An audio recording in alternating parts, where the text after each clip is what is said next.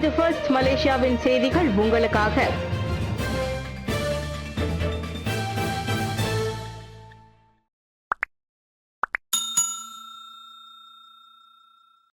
கட்சியில் மீண்டும் இணைவதற்கு முன்னாள் தலைவரின் விண்ணப்பத்தை அம்னோ பெறவில்லை.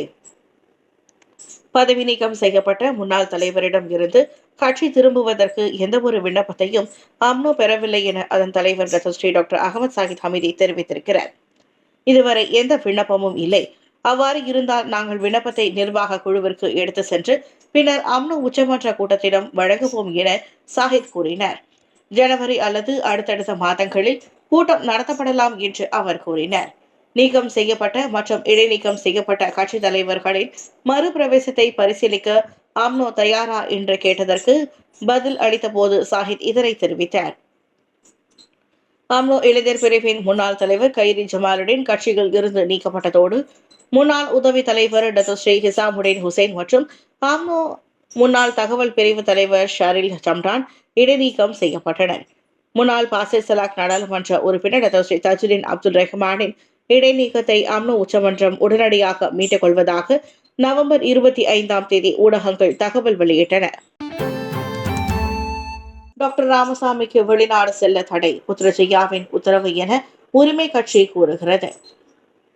பினாங்கு முன்னாள் மாநில 2வது துணை முதலமைச்சர் பேராசிரியர் டாக்டர் பி ராமசாமி வெளிநாடு செல்ல தடை விதிக்கப்பட்டுள்ளார்.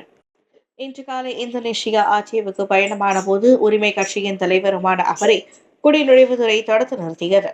வெளிநாடு செல்வதிலிருந்து அவர் கருப்பு பட்டியலில் இடப்பட்டிருப்பதாக குடிநுழைவு அதிகாரிகள் காரணம் கூறியதாக உரிமை கட்சியின் இடைக்கால செயலாளர் சதீஷ் முனிகாண்டை தெரிவித்தார். MACC எனப்படும் மலேசிய ஊழல் தடுப்பு ஆணையத்தின் உத்தரவில் குடிநுழைவுத்துறை அவரை தடுத்து நிறுத்தியது. MACCயை கேட்டால் அது புத்ரஜயாவில் இருந்து வந்த உத்தரவு என பதில் வந்ததாக சதீஷ் கூறினார். பினாங்கு இந்து அறப்பணி வாரியம் மீதான MACCயின் விசாரணைக்காக அவர் கருப்பு பட்டியலில் இடப்பட்டிருப்பதாக தெரிகிறது. நீதிமன்றங்களில் குற்றம் சாட்டப்பட்டவர்கள் கூட வெளிநாடுகளுக்கு செல்ல அனுமதிக்கப்படுகின்றனர். இந்நிலையில் மடானி அரசாங்கத்தை விமர்சனம் செய்வதால் ராமசாமியை ஒரு குற்றவாளியை போல் நடத்துவதா என சதீஷ் கேள்வி எழுப்பினர். பாண்டா ஆட்சேவின் அதிகார தரப்பிலான வாலி நங்கரோவிடமிருந்து அமைதிக்கான விருதை பெற ராமசாமி திட்டமிடப்பட்டிருந்தது. உலகளவில் சேவை தரத்தில் முதலிடத்தை பிடித்த KLIA. விமான நிலைய சேவை தரத்தில் KLIA உலக அளவில் முதலிடத்தை பிடித்துள்ளது.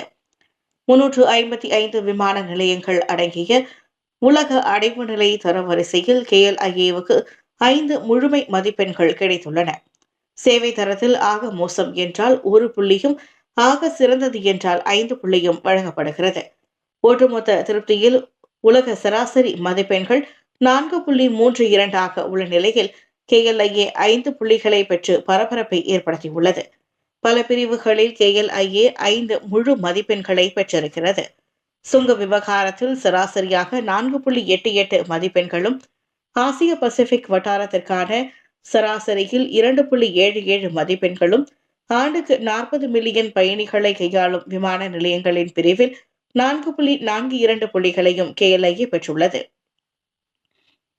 ஒட்டுமொத்த அனுபவத்திற்கான பிரிவுகளிலும் உலக சராசரியான 4.19 மதிப்பெண்களை காட்டிலும் KLIA 5 முழு மதிப்பெண்களை பெற்றது.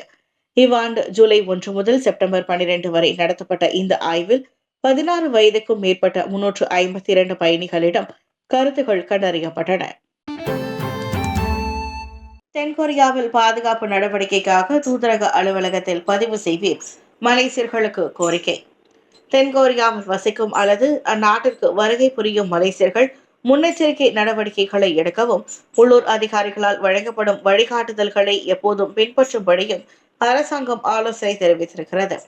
நாடு முழுவதும் இராணுவ சட்டம் நீக்கப்பட்டதை அடுத்து தென்கொரியாவில் நிலைமை இயல்பு நிலைக்கு திரும்பியுள்ளதாக வெளியுறவு அமைச்சு வெளியிட்ட அறிக்கையில் தெரிவித்துள்ளது.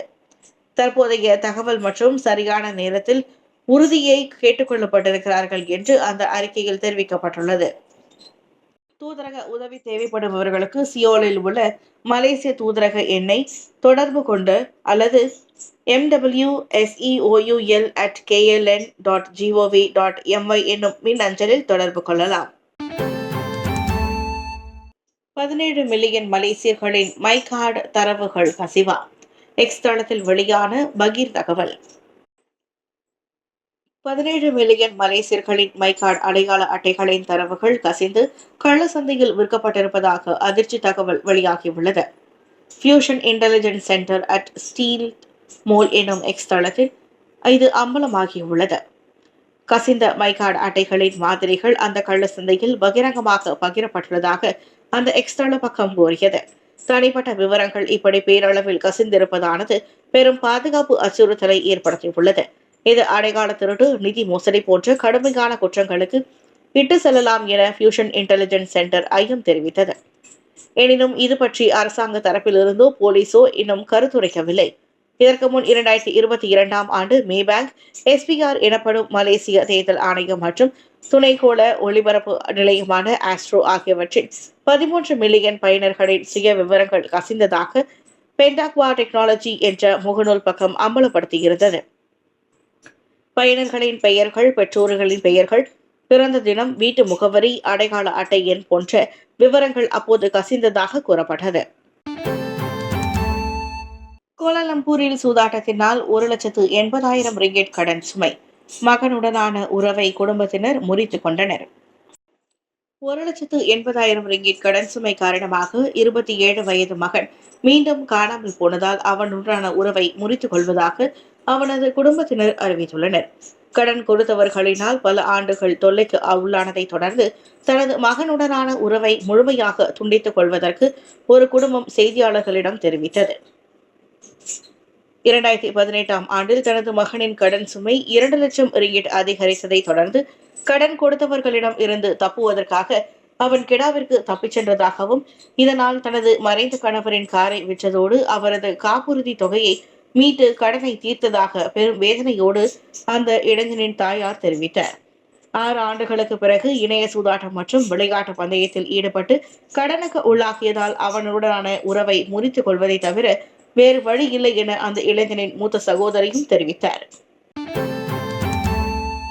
சிறார்கள் மற்றும் இளைஞர்களின் மனநல பிரச்சினை 2 மடங்கு உயர்ந்துள்ளது. சிறார்கள், 13 வயதினர் மற்றும் இளைஞர்களின் வயது பிரிவு சம்பந்தப்பட்ட மனநல பிரச்சினை 2 மடங்கு உயர்ந்துள்ளதாக சுகாதாரத்துறை துணை அமைச்சர் லுகானிஸ்மான் அவாங் சவுனி தெரிவித்தார். மனநலம் தொடர்பான பிரச்சினைக்கு உள்ளானவர்களின் எண்ணிக்கை 2019ஆம் ஆண்டு 4,24,000 பேராக இருந்தது. கடந்த ஆண்டு இந்த எண்ணிக்கை 92,02,318 பேராக அதிகரித்துள்ளது.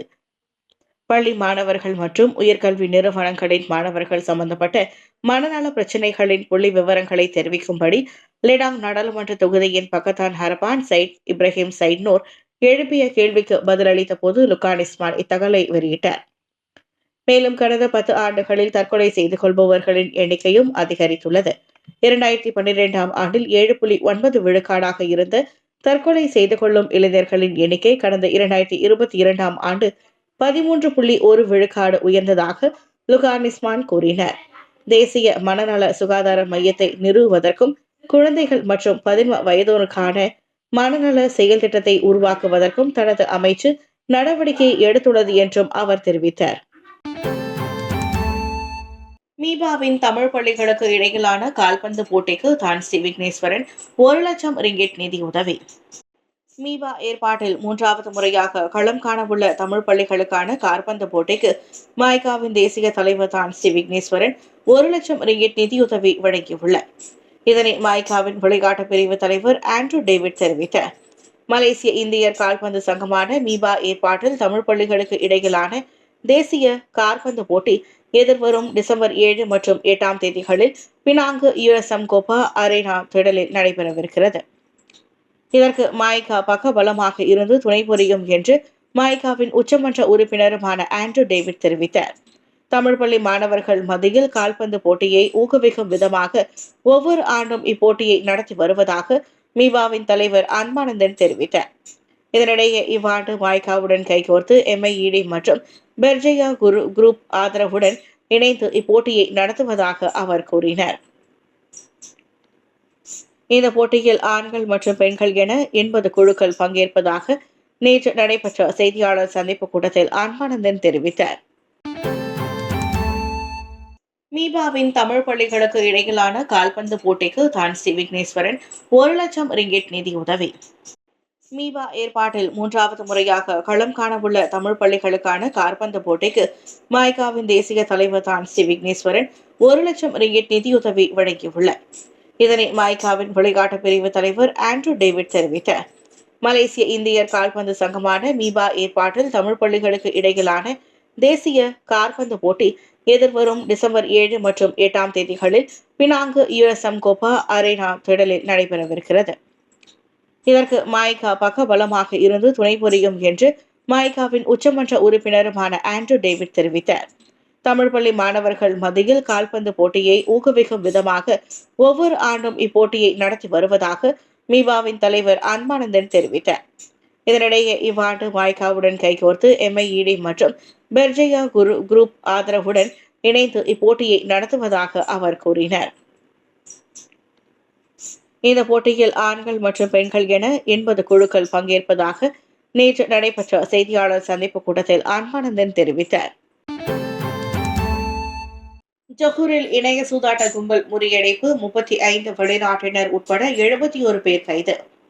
ஜொஹூர் பாரு இஸ்கந்தார் புத்திரியில் அழைப்பு மையமாக பயன்படுத்தப்பட்ட 2 அலுவலக வளாகங்களை சோதனை செய்த பின்னர் இணைய சூதாட்ட கும்பல் மற்றும் போலி வேலைவாய்ப்பு கும்பலை சேர்ந்த 35 வெளிநாட்டினர் உட்பட 71 பேர் கைது செய்யப்பட்டனர்.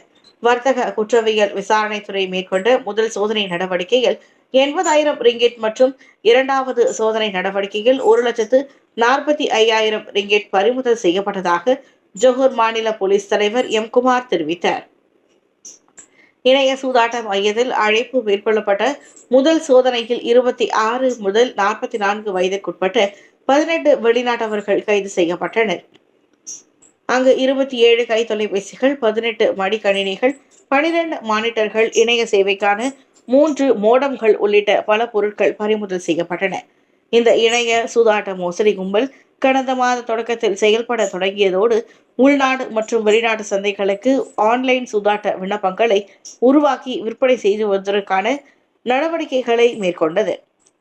2வது நடவடிக்கையில் இல்லாத பெயர்களுக்கு வேலைகளுக்கு வேலை வழங்குவதாக கூறி ஆவணங்கள் பதிவு நடவடிக்கையில் ஈடுபட்ட கும்பலை சேர்த்து 53 தனிப்பட்ட நபர்கள் கைது செய்யப்பட்டுள்ளனர். இந்த கும்பலிடம் இருந்து 53 கை தொலைபேசிகள் மற்றும் 23 கணினிகளும் பறிமுதல் செய்யப்பட்டதாக குமார் கூறினார்.